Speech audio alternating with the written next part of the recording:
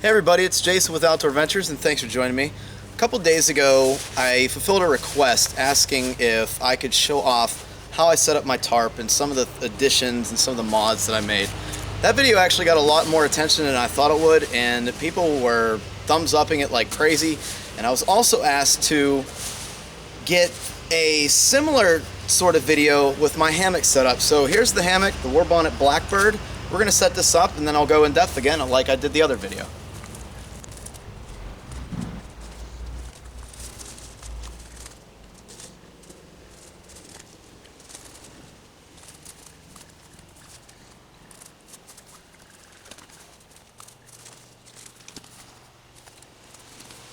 Now I did bring my tarp down as well, so I'm going to set that up off camera and then we'll get into the hammock. I'll pull the tarp back so you can actually see what I'm talking about here. Okay, first off, here's the tarp all set up over top of the Warbonnet Blackbird, which is my favorite hammock. I love sleeping in this thing. It just gives me a perfect night's sleep. I have cinch buckles with webbing on here right now. The convenience of just having this simple cinch buckle system, and you can actually purchase this system right here. I think it's like 20 bucks including the webbing, and you can put this on any hammock, any gathered end hammock that you want. And I really like this. It's a minimal design, it doesn't weigh a lot, and it works fantastic. That's not going anywhere. Yeah, I really like this. I even put this on some of my Dutchware hammocks because I already had this and I didn't want to spend the money on the Dutchware cinch buckles. So this goes up to the tree, and up here, if you can see that, I have a Dutchware clip, a Dutch clip. Now I've seen a couple people actually put this up here wrong. Now if you look at this, I'm on the right side of the tree, and if you see this, there's really no stress on this buckle. Now what I've seen some people do, and they're wondering why their suspension just gets totally destroyed by the Dutch clip, they have it like this. Okay, you see I just switched sides, and you can kind of see that angle coming off of that thing. That puts an incredible amount of stress on that strap, on that webbing. So don't do it like that. You can kind of see what I'm talking about here. Don't do it like that. You're putting way too much stress in here. You're going to end up wearing through this, and you're going to get ticked off at Dutch. It's not his fault. He actually gives you a little card showing you how to do this and what not to do. But we're going to move this back over to the other side where it's not going to have a lot of tension on it. So that's the first thing that I wanted to point out with the hammock setup here. Second, for any hammock that you're going to be camping outside in, especially if you're expecting rain, a little tip that you can do is just add a simple continuous loop. And like the other video, this is just, I guess it's called a lark's head. I'm not really familiar with knots, but it's just lark's headed on there. So you can just see what I did here. Maybe get the size guesstimate on how much line that you need. It should be a little longer, but this works perfectly fine for me. And then you're just going to take that and just feed that line down in there. Now, I put it on the wrong one, but we'll fix that in a little bit when I have two hands. But what this allows you to do, these are called drip lines. Okay, so in theory, the water is going to run down the trunk of the tree or run down the length of the suspension. That water is going to travel all the way down and possibly, not usually, but possibly drip through the cinch buckle. Okay, and once that happens, it's going to find the point of, lowest resistance, which is going to be inside your hammock, and you're going to get wet. So to combat that, what you do is you just add the drip line. So the water comes down here, and then it finds the line, it soaks the line, and then it just drips off. And you should put this on both ends of the continuous loop of your suspension. I have it on wrong just because I screwed up while I was talking to you guys, but this one needs to go up here. So I have that exactly the same way on the other side. Well, let's take a look at that so I can show you it correctly, and then I'm going to fix that line before I forget about it. See, I have lines on separate areas of the continuous loop. And here I like to have it's just a double-ended stuff sack. So I like to hang that on the end of the hammock, making sure that the drip lines are away from that, because you don't want to have this pull in the water and then a big puddle soak you in the middle of the night. So again, I have the Dutch clip over here, same way. Make sure you're not going on the side of the tree that's going to put tension on it, but make sure it just kind of run in there and it's just holding it to the tree. All right, now let's get into the hammock. Now, so you can see, here's a great shot of what the War Bonnet Blackbird actually looks like when it's set up top viewed. Now, I'm not going to go too much in depth on the hammock itself. This is just the setup and stuff that I've added, but if you care to see a review, check right up here in those cards and you'll be able to find a full review that I did a couple years ago about this thing. What I really like about it is the shelf over here. I can put some stuff over here, socks, camera gear, whatnot. And then there's another pull out over here that keeps the bug net away from you, kind of giving you a little asim lay. Finally, down there's a little extra flap, a little triangle piece of mesh sewn on right here. If you can see that, that is your foot box. And I really like that because there's not really any tension on your feet with this, on your ankles. Another thing I've seen people do is they bring extra tent stakes to guy out both sides of that. You can simply just run the same short corded line from the shelf and the other pull out down to the tent stake you're using for your tarp. Same exact thing. So now that we got all that out of the way, let me pull back the tarp and we'll go into a little more depth. Now here you can see a pretty good view of how I like my hammock set up. Now I don't know if you can tell in the video, you probably can actually. My foot end, which is that end down there, is a little bit higher than the head end right here. And the reason I like that so much is because, first of all, that's what they recommend. Second of all, it just keeps your back in the right spot. So you're not up too high, you're not down too low, your feet stay in the foot box, and that just seems to work perfect for me. I've never really had an issue as long as I set it up with the foot maybe like 6 inches higher than the head end, and that's just perfect for me. Okay, so when I first get in the hammock, what I do when I set up is I test to make sure that I can bend this ridgeline a little bit. Now this is a little tight, so I'm going to lower, let's see, I'll lower my head end just a little bit to show you the sag that I like in the ridgeline.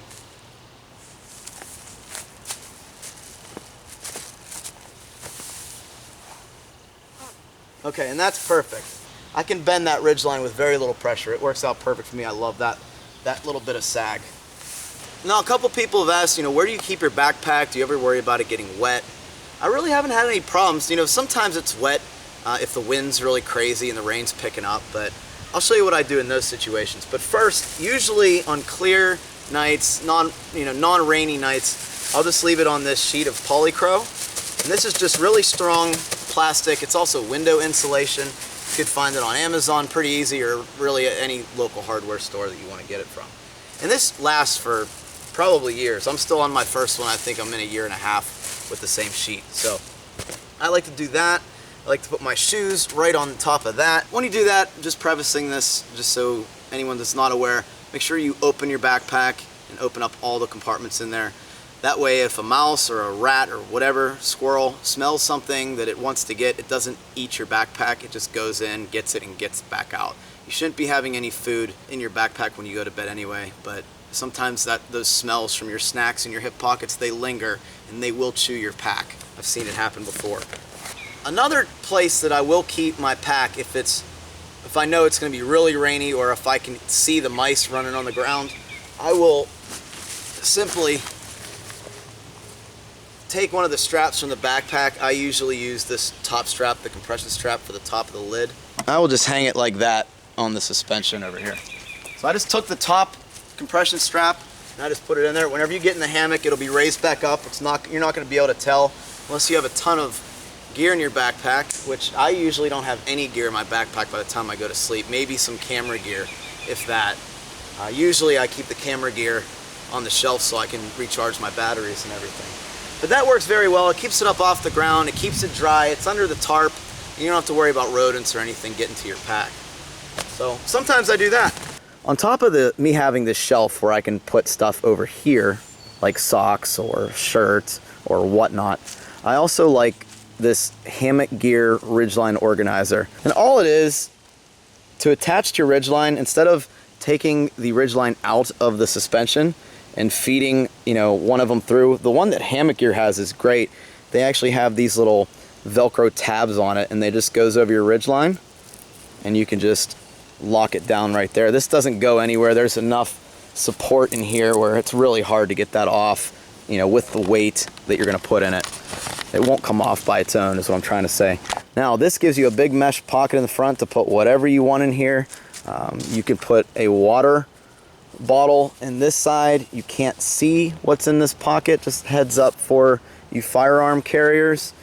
And on the other side you have 3 smaller pockets that are sewn off. Alright, so now let's get the top quilt and the underquilt on. Now there's 2 different adjustments on quilts. Usually you have your load lifter, which brings it kind of up and down on you and kind of fills this around your back.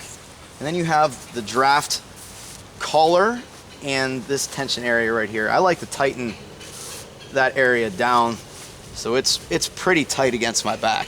This is a 3/4 length underquilt. And what that means is just simply that. It just takes up 3/4 the length of your body. Usually stops right below my knees. So with this one, I like to tighten up just one side. Okay, and that side's gonna be where my feet are gonna go. Now with a full length underquilt, you're not really gonna have to worry about that. You just tighten everything up kind of the same, really. Then I'll show you this when we come back around. Now, the reason for an underquilt, similar to what you use in a tent system where you're sleeping on that pad and it's providing you warmth from the conduction of the ground, this is basically going to protect you from the convection of the air. So same kind of concept. Now you can use a pad in here. It's not really a big deal. I just think it's a heck of a lot more comfortable to use an underquilt and top quilt combo, especially if your primary sleep system is going to be a hammock like it is for me. Here you can see how I tighten up everything. So the reason why I tighten this side up more is because this is going to be probably around my knee area, and this is going to be this little flap right here is where my feet are. So this shock cord is not getting in the way of my feet. If I would loosen this, I'd be feeling the shock cord on my ankles and feet the entire time. And it took me a couple trips to realize how to do this and what I needed to do to make that happen.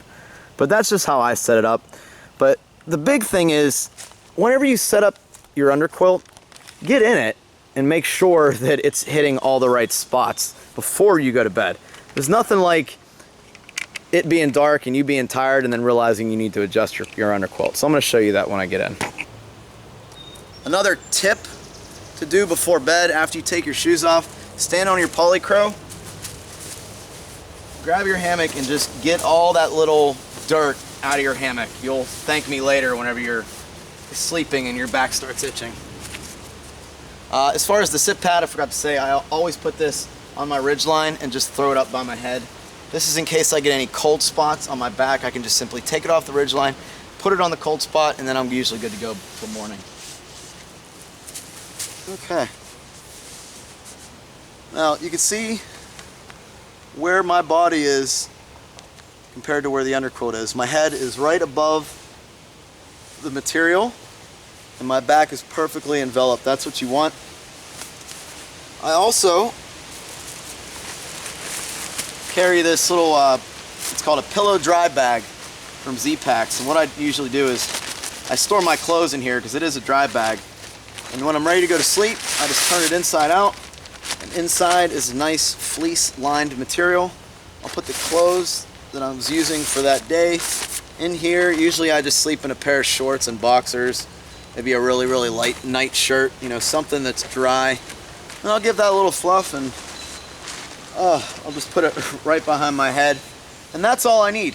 Now I used a pillow for the longest time, but you know, I'm already carrying a dry bag. It may as well serve 2 purposes, and it's, you know, decreased weight, decreased pack space. But this is perfect. I am super comfortable and I can reach everything that I need, just like that.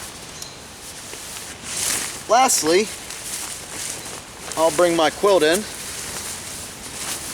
Okay, this is just my Costco quilt. I'm starting to love this thing, really. And my headlamp. I'll always keep my headlamp inside the hammock with me. And what I'll do with the headlamp is I'll take it and again lark's head it, just like I showed you before on the tarp and the hammock setup videos.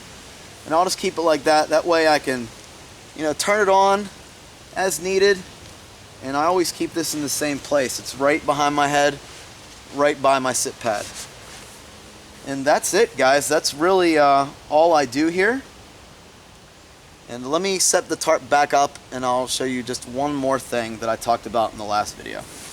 Oh, also, another reason why I like this, say it gets too hot in the middle of the night, I can just put my quilt in this shelf right here and just kind of leave it there all night. It doesn't get in the way. I have plenty of space on it here and I don't have to put it back in my pack. I can easily just get it and put it back on me real fast, a couple seconds.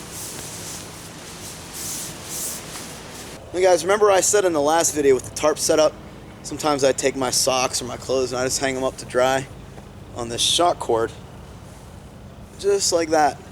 So you can see, can you see that? Yeah. So you can see that, you know, they're easily accessible, they're not in my way, they're, you know, just grab them, put them on in the morning, and then that's the end of that. And usually they're pretty dry by the morning. Anyway guys, let me get out of here and I'll show you how I pack the hammock up. We already saw the tarp, so I'll skip that part, but here we go. Now usually each morning I'll take everything out of the hammock and pack everything but the tarp up. So I'll leave the tarp staked out. Obviously I want to show you guys how I take the hammock down, so I'm leaving it up. But the reason why I like to do the tarp last, well, it's actually for obvious reasons, just in case there's a downpour.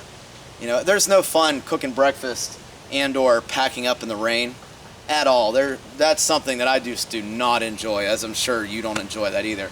So pack your tarp up last, keep it up till the last possible seconds. The last thing you should throw in your bag are your tent stakes. Sometimes these lines just get tangled, so this is the pull out for the bug net. So what I'll do is I'll put this one inside the hammock and then zip that down to right about the middle point. And on the other side, what I'll do is I'll invert the shelf. So I'll just push all this in and create like a little pocket. So you can see a little pocket. And then I'll put the line right in that pocket. And whenever you start wrapping this up, all the lines will stay out of the way and they won't get tangled.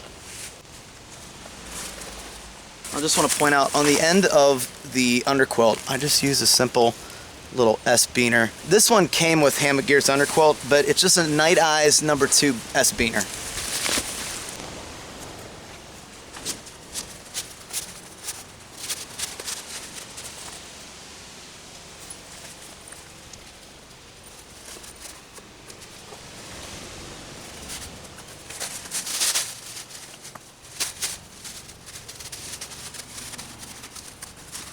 So guys, that was my hammock setup. Again, I'm not saying this is the be-all, end-all perfect hammock setup. You have to do it this way or an idiot. I'm just saying this is what I use, this is what works for me. So if you see any ideas in this video that you want to steal, by all means go ahead, make your life easier. And I want to hear some things that you do, some things that you've found out, some tips or suggestions or advice for me.